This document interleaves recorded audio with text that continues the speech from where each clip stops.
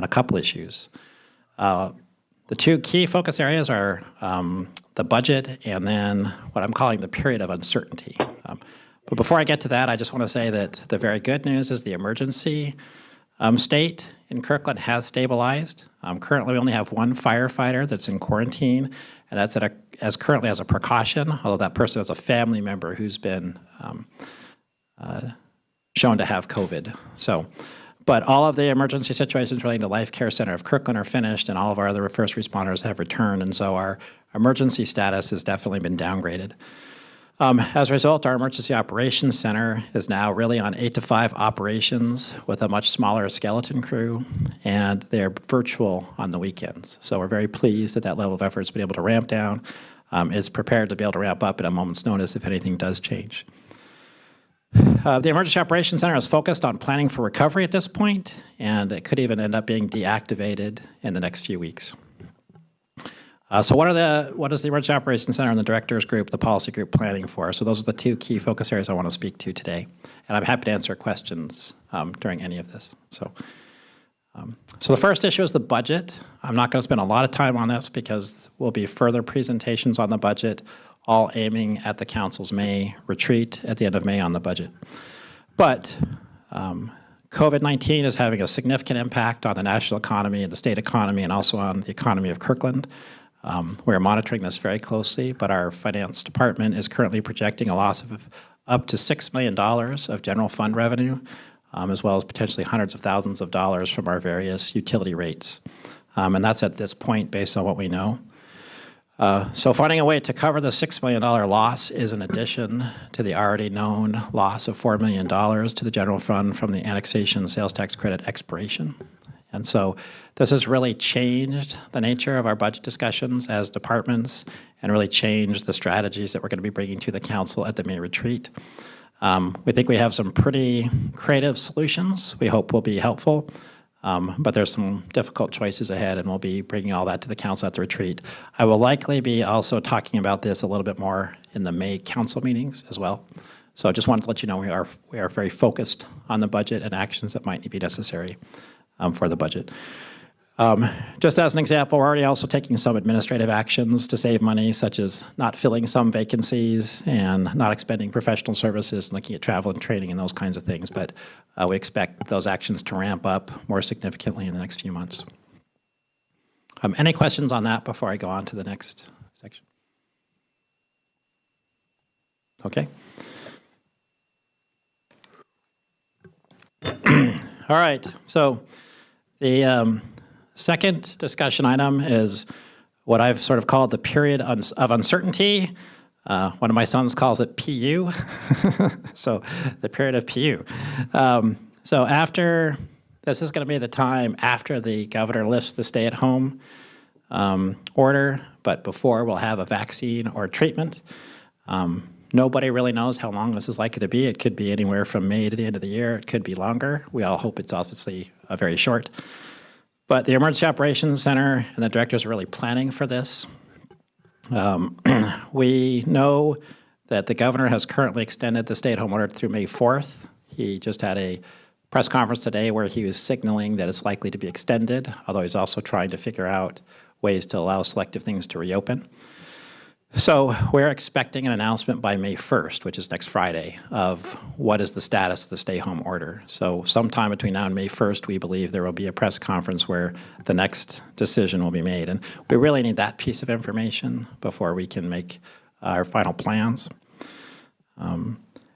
One of the things we do know that based on the federal guidelines and the likely West Coast state guidelines is that one of the keys to that is going to be obviously a reduction in the number of cases of COVID, but also a significant increase in the ability to have testing, as well as the ability to have pretty sophisticated what they call contact tracing. So if somebody does have COVID, we can contact everyone who has been encountered that person to see if we can identify other people who also might have COVID.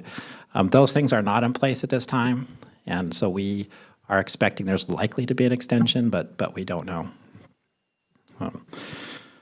So this is going to lead to some fairly challenging decisions, not just for us, but for basically all of the community. particularly around social and workplace decisions about what to do to prevent spreading. And I'll just give a couple examples of that. So one example is, what do we do with our own current workforce in City Hall? So right now, during the stay home, stay healthy, almost everybody is working from home who can work from home, and City Hall is closed to the public. And so in this interim period, how much of that should continue is something that we're going to be looking at. We know schools are not going to reopen, and so the issue of childcare is really significant to our workforce as well as many other workforces and residents. One of the most difficult things to figure out is going to be really all parks programs in the summertime and related issues like private events and athletic use. So, for example, should the pool be open this summer? It's hard to imagine it not being, but should it be open or open in a limited manner? If you make a decision to close that, you then have to ask yourself, do you allow the beaches to be open this summer? And if so, do you lifeguard them? And if so, do you meter them as well? Will we be able to have camps and programming this summer? We're not sure yet. We're planning for it, and we're also planning to not have it. Would we allow baseball and softball to be played? Would we allow soccer to be played? I mean, all of these things are decisions the city will have to make, but they'll also be guided by federal and state guidelines. So many, many difficult choices that are coming up, but we are planning for all of those.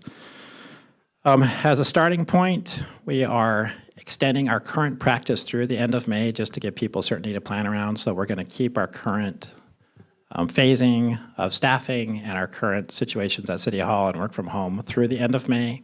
And we're going to revisit that after the governor's announcement, and then we'll be just sort of checking in constantly. So City Hall and parks are probably the most visible impacted in this period of uncertainty, but there's many, many other parts of the government that will also be impacted. So we're working closely on all those things. We'll have a lot more to tell the council in May about that. So I will stop there for my final item and see if people have questions or comments on that element. Okay. My last topic then is just item 9B, which is the list on the council agenda as emergency management violation of a lawful order. And I just want to speak briefly to why the city attorney and the police chief and I are recommending that we don't need action on this ordinance. So the beginning of this ordinance was actually in mid-March, where we felt that this authority to give the police department misdemeanor authority to enforce the governor's orders was something that we did need because it wasn't clear that we had that authority. At that time in mid-March, the governor was stating very publicly that he had an expectation that local governments were likely to be enforcing his orders. He was also issuing pretty much an order a day, so things were changing constantly, and we wanted to make sure that we had the tools we needed to keep the community safe. Now, really at the end of April, a lot has changed. The governor's directives have all settled down, and we have looked carefully at whether we would actually use this. We currently have this authority through the end of April, and we can't really imagine a scenario where the city would actually use it to issue a misdemeanor. Several reasons for that. One, none of us want to put more people in a jail where COVID is a challenge, both in jails and regional jails and local jails. We also know the courts are not processing misdemeanors for the same reasons, nor is it our way of doing things in Kirkland. We prefer education and problem solving. So as we talked through this, we just recognized we really weren't going to use this authority, and we don't foresee something that the governor might say that would require us to have this authority. And finally, in that unlikely scenario where it was necessary, we feel we have other tools, such as bringing the council together for an emergency session to give us that authority, or for me to issue something and then have the council ratify it at the next available meeting. So just want to provide that context for the council and the public as to why we have concluded that this is no longer necessary, and so we're withdrawing it for tonight. Just want to see if anyone had any questions or comments on that.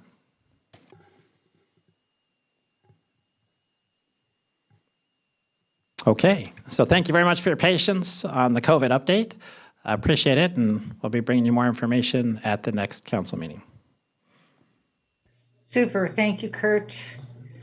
Okay, that takes us to item 7B, the Transportation Master Plan 2019 Progress Report. City Manager. Okay, thank you, Madam Mayor. So we're going to provide you the overview of the Transportation Master Plan 2019 Progress Report, and the person who helped put this together, our Transportation Planner Blair Daly, is going to make the presentation. Thank you, City Manager.